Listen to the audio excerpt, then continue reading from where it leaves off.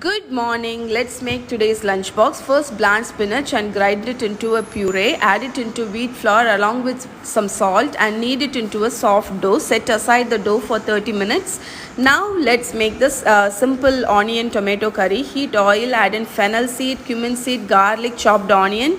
Season with salt and saute for 1 minute. Add in tomatoes, cover and cook. Add in spice powders, mix well. Add little water and cook covered for like 5 minutes. Your simple onion curry is done. Now let's make the spinach chapati. Take a small portion of the dough, roll it into a thin chapati and cook it in tawa till cooked on both sides. I remove it and applied some ghee all over it. Keep it covered in a hot case. Now let's pack the lunchbox. I'm packing some spinach chapati, onion tomato curry and cucumber. Pineapple is in her snacks box. This is what I packed in my kids lunchbox today. Hope you like this video.